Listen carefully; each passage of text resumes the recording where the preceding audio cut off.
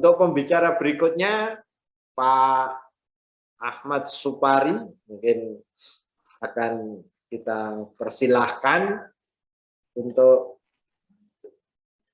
menyampaikan paparannya, sehingga pada hari ini memberikan gambaran selaku pelaku juga, sudah pelaku dari sisi ahli teknologi pendidikan, ini MPD juga, tapi pelaku, punya pondok, punya yayasan dan segala macam. Monggo Mas Ahmad Supari, 25 menit dari sekarang. Terima kasih. Assalamualaikum warahmatullahi wabarakatuh. Waalaikumsalam. Waalaikumsalam warahmatullahi wabarakatuh. Bapak. Bismillah, alhamdulillah, salatu wassalamu ala rasulillah Muhammadin abdillah mabadu.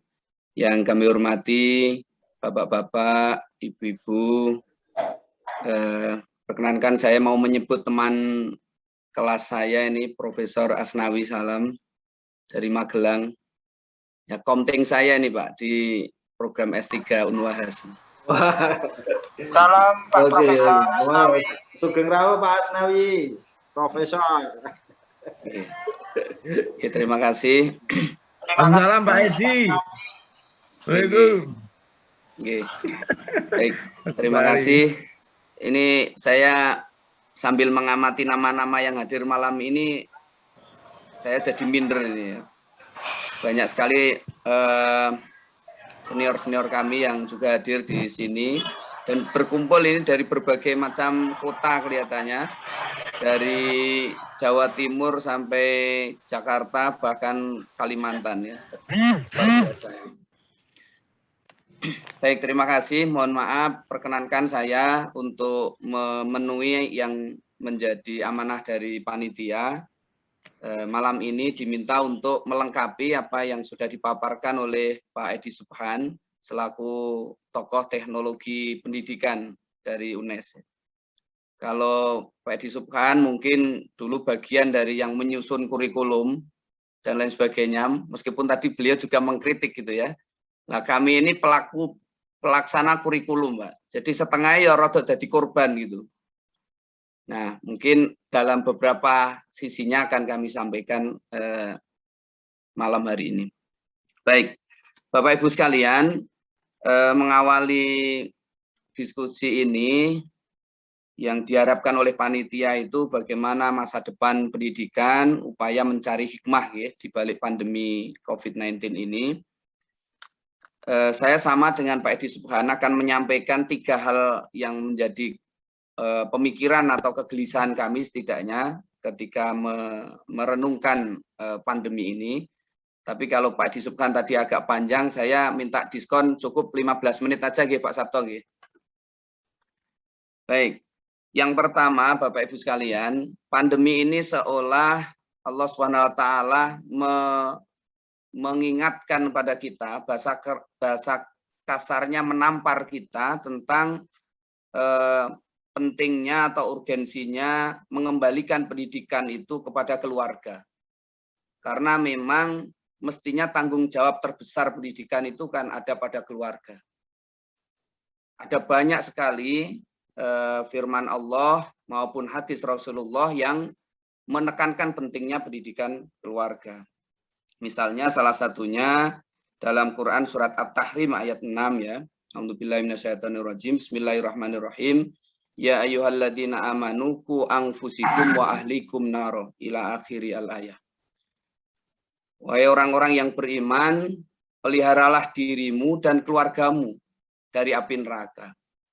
Ini spirit yang luar biasa agar kita, ya ayat ini tentu pada orang dewasa untuk memelihara dirinya, mengedukasi dirinya, menahan dirinya dan keluarganya.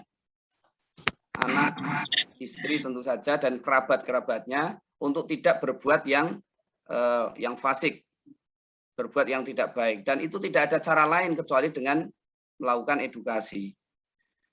Nah, kaitannya sama pandemi, kalau sekarang banyak orang tua, terutama ibu-ibu ini ya, yang merasa dengan adanya pandemi ini dikerjai oleh guru. Karena anaknya tetap di rumah, gurunya terus memberikan tugas dari sekolah. Nah, akhirnya yang banyak terjadi yang mengerjakan tugasnya orang tuanya. Yang pinter akhirnya jadinya orang tuanya.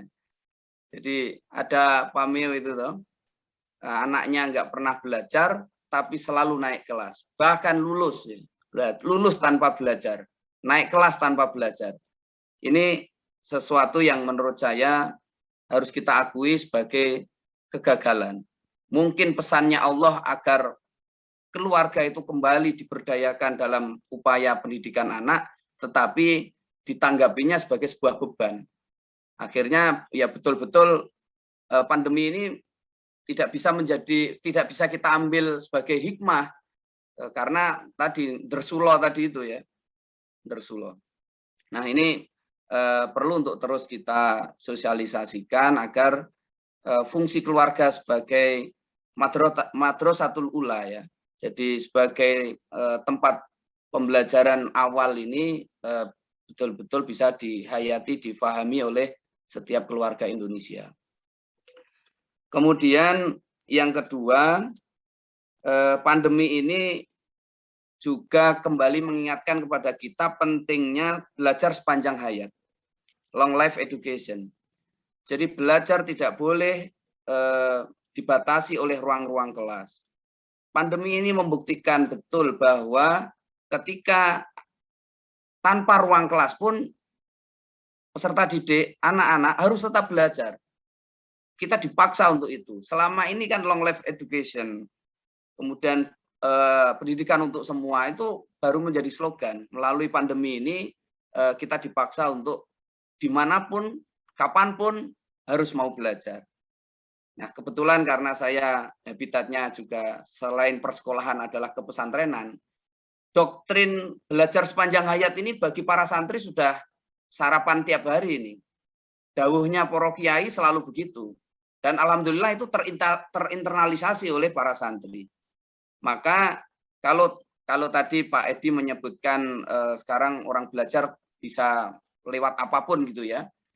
Kalau santri sekarang selain pakai media, tetap ada yang pakai cara konvensional. Para santri itu meskipun sudah lulus, rata-rata para santri itu merasa kangen untuk tetap menerima dawuh-dawuhnya kiai. Maka meskipun sudah menjadi alumni, biasanya ada pengajian selapanan, ngaji mingguan dengan kiainya. Nah, artinya tidak ada kata lulus bagi pendidikan di pesantren itu tidak ada kata lulus. Setelah diwisuda pun suatu saat harus balik lagi. Nah, soal balik apakah secara fisik atau secara virtual itu sekarang menjadi sangat terbuka. Gitu. Apalagi kita juga dibuktikan munculnya para ustadz yang sangat digandrungi oleh netizen ini, oleh kaula muda ini, menunjukkan bahwa semangat untuk tholabul ilmi ini ternyata masih sangat tinggi. Jadi ada hikmahnya, jadi kayak YouTube segala macam itu kaya gara-gara orang pengen belajar pada Gus Baha, kepada Gus Kausar, kepada para ustadz-ustadz yang lain itu sangat tinggi. Nah, jadi di sini dari pesantren memberikan pesan ya, dari memberikan spirit bahwa belajar sepanjang hayat, kemudian belajar tanpa terbatasi ruang-ruang kelas itu harus nyata diwujudkan. Pandemi memberikan hikmah kepada kita untuk itu. Kemudian yang lebih penting ternyata ini sekaligus juga menjawab pertanyaannya Mas Wawan kalau nggak salah ya, Mas Wawan dari Bogor. Apakah sama pendidikan dengan persekolahan gitu? Nah justru sisi positifnya kurikulum 2013 itu adalah di situ lebih ditekankan belajar bagaimana cara belajar. Jadi bukan hanya berbasis kepada materi, meskipun di situ ada kompetensi dasar gitu ya, tapi yang lebih ditekankan lagi adalah bagaimana mengimplementasikan kalau dalam kurikulum 2013 itu 5M itu, yaitu menanya, kemudian mengamati, menanya, mengasosiasi sampai dengan yang terakhir mengkomunikasikan itu ya. Atau kalau dalam bahasa yang lain, peserta didik di era ini harus punya bekal 4C ya. Critical thinking, kolaboratif, kreatif, dan komunikatif ya. Karena dengan bekal kemampuan abad 21 ya, orang nyebutnya kemampuan abad 21 ini atau keterampilan abad 21 ini diharapkan nanti mereka akan mampu belajar sepanjang hayat. Nah, harapannya begitu. Nah, cuma problemnya ketika terjadi pandemi ini kelihatannya macet ini. 4 hal yang mestinya sudah menjadi kebiasaan dari anak-anak ini macet karena ternyata butuh mentor ya. Untuk bisa melakukan 4C tadi itu butuh mentor. Nah, kelihatannya terkendala ketika tidak ada tatap muka. Baik, itu tadi ya kaitannya dengan hikmah belajar sepanjang hayat dan problematika di masa pandemi. Satu lagi yang saya ingin kaitkan ini dengan kurikulum tadi itu. Betul ya, yang disampaikan oleh Pak Edi tadi. Melalui pandemi ini, kita jadi tahu betapa banyak kemubadilan di dalam struktur kurikulum kita. Saya ambil contoh, kebetulan Pak Edi saya kepala SMK ya. Saya kepala SMK, SMK saya sudah bermitra atau menjadi kelas industri yang jurusan TBSM itu dengan Yamaha misalnya. Pada saat kami melakukan sinkronisasi kurikulum, pihak industri itu mengatakan atau berpendapat bahwa terlampau banyak materi-materi yang istilahnya basa-basi. Jadi materi basa-basinya itu terlalu banyak. Bisa dibayangkan, kami mengajarkan di kompetensi keahlian teknik sepeda motor itu 3 tahun, kompetensi-kompetensi yang harus dicapai anak-anak kami selama 3 tahun itu diajarkan di tempat mitra kami itu cukup dengan 3 bulan. Dengan capaian kompetensi yang sama, bisa dikatakan sama. Kompetensi-kompetensi apa yang harus dimiliki oleh peserta didik kami juga diajarkan oleh mitra kami cukup dalam waktu 3 bulan, tapi di struktur kurikulum sekolah kita rancang sampai dengan 3 tahun. Itu betapa kurikulum kita banyak tidak efektifnya. Maka pandemi ini kemarin dengan adanya penyederhanaan itu, saya yakin harus ditindaklanjuti, harusnya ditindaklanjuti. Nyatanya pada saat pandemi bisa untuk diringkas itu, dan peringkasannya itu memang sesuai dengan apa yang dibutuhkan oleh ini kalau konteksnya vokasi ya dengan dunia usaha atau dunia industri. Baik, yang ketiga ini yang pokok yang ingin kami sampaikan. Pendidikan itu kan ingin menggarap 3 ranah ya. Ranah kognisi atau dalam hal ini adalah pengetahuan, ranah skill, keterampilan, dan ranah attitude atau karakter dalam hal ini.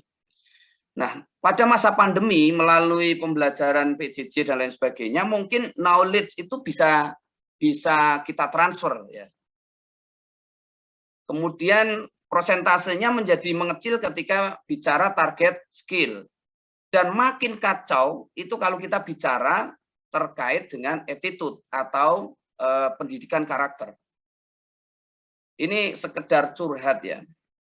3 semester anak-anak kita belajar PJJ itu rusak karakter disiplinnya, karakter kerja kerasnya.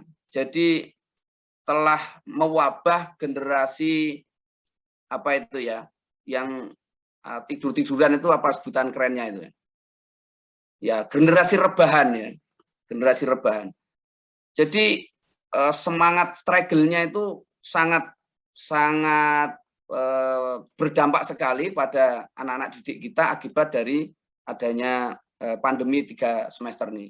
Dan dugaan saya ini butuh waktu yang cukup lama, cukup berat upaya untuk recovery, membangun kembali karakter itu. Kalau di dunia SMK namanya budaya kerja ya. Jadi budaya kerja anak-anak itu rusak pada saat terjadi pandemi.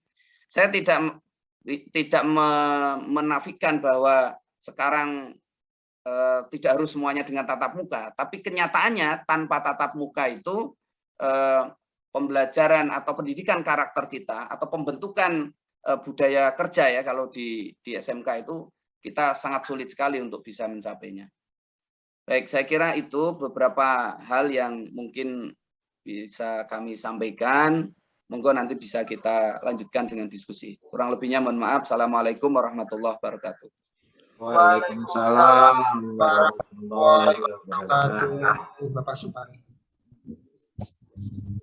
Terima kasih Pak Supari atas paparannya. Jadi dari 15 menit yang diminta ternyata baru 12 menit sudah selesai. Tapi apa yang ingin disampaikan saya pikir sudah terpaparkan dengan jelas beberapa hal. Mungkin harus jadi dari pertama tentang pendidikan keluarga. Ini yang mungkin harus menjadi kesadaran kita sekarang bahwa apapun diawali dari keluarga. Saya karena kebetulan saya juga sudah berkeluarga, jadi ada masa di mana memang kita kadang orang tua memang harus memaksa. Otoriter itu di beberapa kesempatan memang harus dilakukan oleh orang tua. Ya, tadi mungkin untuk menghindari dari neraka tadi itu. Kemudian belajar sepanjang hayat. Nah, ini yang mungkin juga bisa menjadi pelajaran kita bahwa kita akan dengan pandemi ini bahwa kita bisa dilakukan dimanapun dan kapanpun. Nah, ini yang mungkin nanti akan bisa kita cermati lebih dalam, apakah benar pandemi ini mengajarkan itu atau justru sebaliknya seperti disampaikan oleh Pak Supari tadi yang di akhir-akhir tadi, bahwa afeksinya jadi rusak justru. Nah, ya ini yang afeksinya yang jadi rusak, attitude-nya jadi hilang. Ini yang kemudian juga perlu kita. Jadi satu hal lagi disampaikan Pak Supari bahwa kita ingin sebentar, ada gangguan.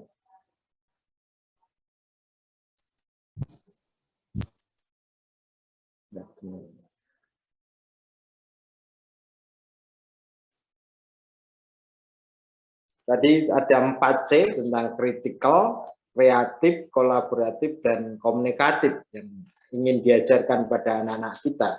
Dan ini dengan teknologi informasi sekarang mungkin kita bisa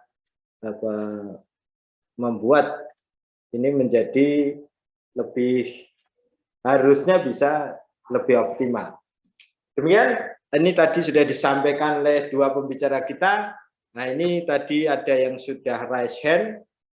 Nanti saya akan beri kesempatan pertama yang raise hand untuk menyampaikan pertanyaannya, kemudian juga akan saya bacakan beberapa pertanyaan yang sudah dituliskan oleh para peserta pada malam hari ini di forum chat. Mungkin saya mulai dari yang raise hand, Pak siapa? Pak Asnam, Profesor Asnawi Salam, monggo mungkin bisa disampaikan apa yang ingin disampaikan. Monggo Pak Asnawi.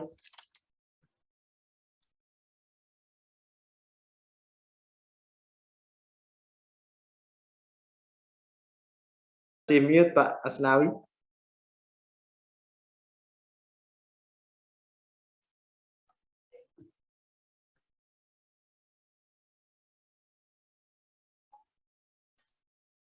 Masih mute Pak Asnawi. mic-nya.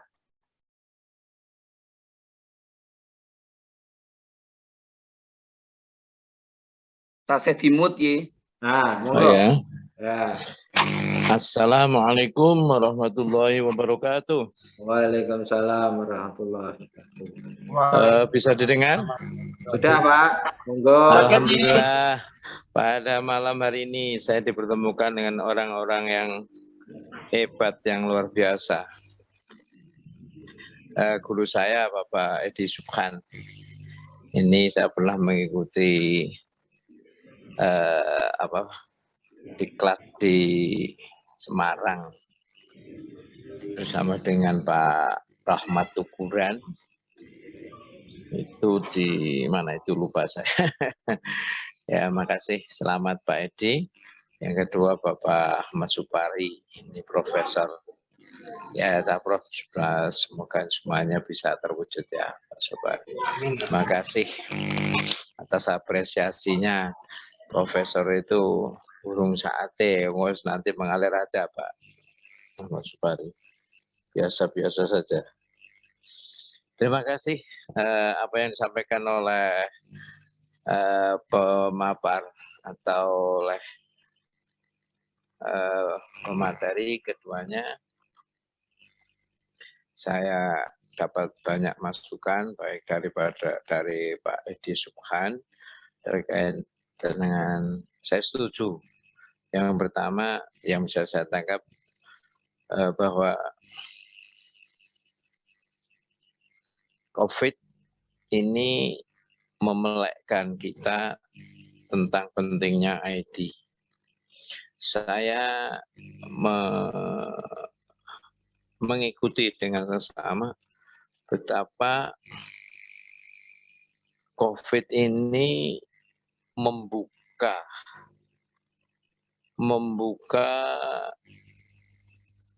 wacana baru khususnya bagi komunitas pesantren yang pada waktu itu atau sebelum pandemi ini mungkin bahwa HP ini adalah merupakan sesuatu yang hampir-hampir tidak ada manfaatnya, tapi begitu pandemi, subhanallah, dengan IT bisa melakukan pertemuan, bisa melakukan tahlil virtual, dengan melakukan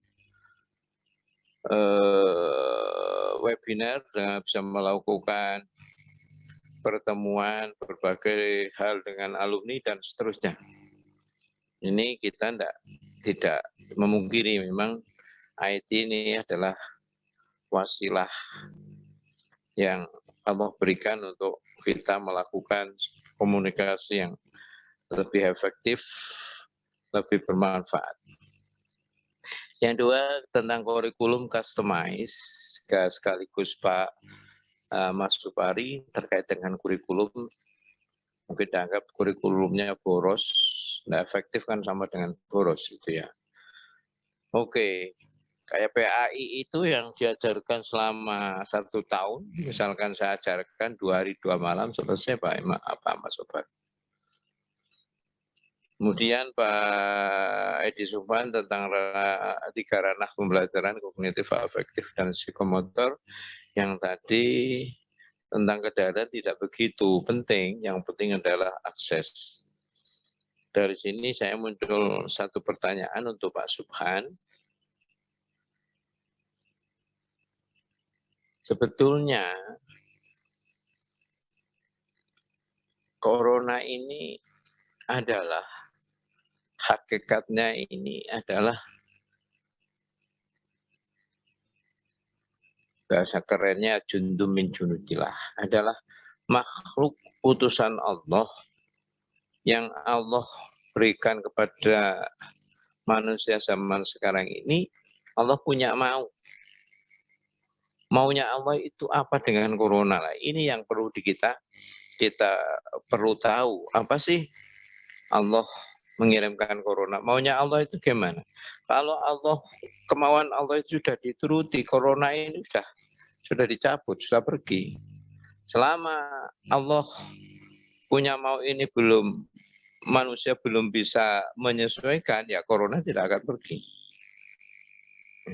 Ini, terima kasih. Apa maunya? Saya akan memberikan gambaran. Tapi maaf, kemudian untuk Pak Supari, saya kasih revisi ayatnya, ada yang kurang pas harokatnya.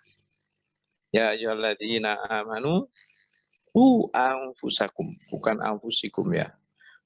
Anfusakum ahlikum nahro. Kemudian lifelong education, perlunya perampingan kurikulum dengan pandemi eksis afeksinya menjadi hilang, dan sebagainya. Saya akan menyoroti, akan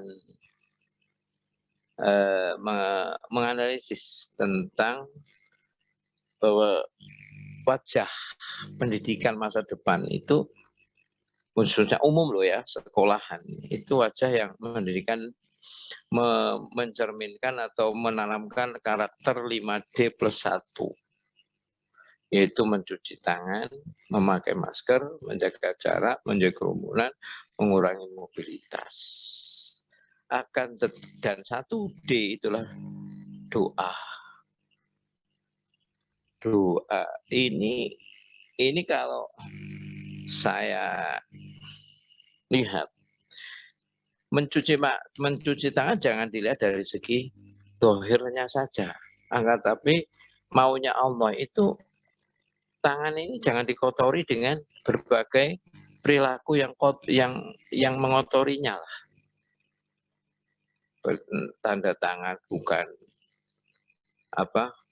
semestinya menulis data tidak sebagaimana hakikinya, kemudian mengambil hak orang lain dengan begitu teganya. Coba, apakah semua bantuan rakyat sudah sampai kepada yang berhak menerima? Jadi, mencuci tangan artinya membersihkan perilaku dari melakukan sesuatu tidak sebagaimana mestinya. Satu. Jadi karakter yang pertama adalah karakter membersihkan perilaku yang khususnya tangan. Kenapa harus tangan? Karena tanganlah yang banyak melakukan aktivitas dari berbagai perilaku yang merugikan orang lain. Dua, memakai masker. Memakai masker sebelum pandemi, betapa banyaknya kerumunan, dua orang bertemu, akhirnya awalnya baik-baik, tapi pada akhirnya adalah menggunjing temannya yang tidak ada di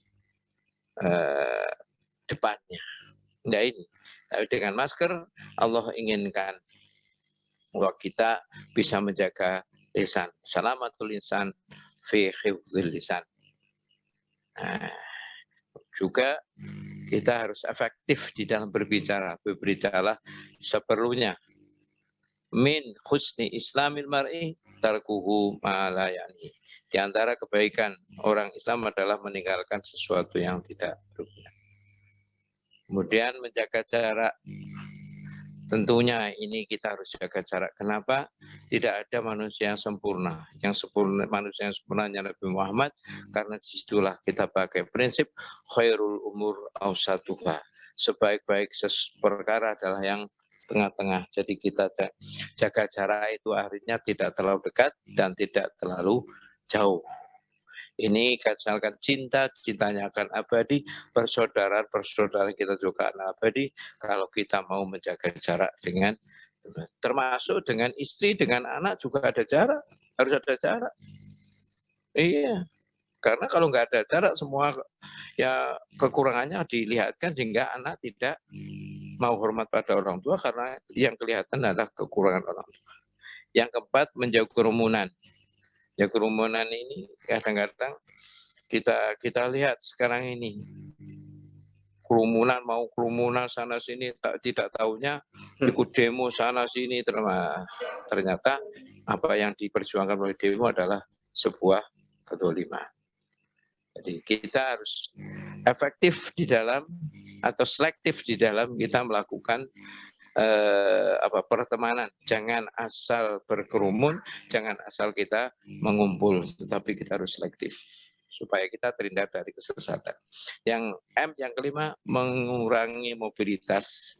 Kita melakukan sesuatu tidak harus kita mengeluarkan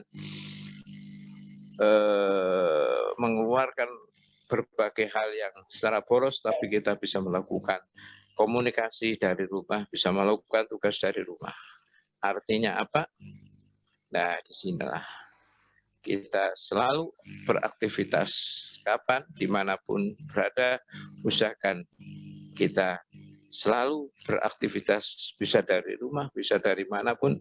Ini kita niatkan untuk beribadah kepada Allah SWT. Yang terakhir adalah di doa. Kesuksesan semuanya, apapun yang kita lakukan, apapun yang kita rencanakan, apapun yang kita upayakan untuk memperbaiki pendidikan ini, kuncinya hanya ada pada kekuasaan Allah Subhanahu wa Ta'ala. Bagaimana kita lebih mendekatkan diri kepada Allah dengan berdoa. Hanya dengan doanya ini kita bisa, karena ada salah satu hadis layar itu qada illa doa. Kita tidak bisa merubah qada keputusan Allah kecuali dengan doa. Karena itulah untuk memperbaiki pendidikan ke depan juga tidak lepas dari doa. Karena kesuksesan bangsa ini tidak lepas campur tangan Allah Subhanahu wa Ta'ala. Benar, pertanyaan saya kepada Bapak Edi, bagaimana caranya kalau tadi itu akses, oke, saya setuju.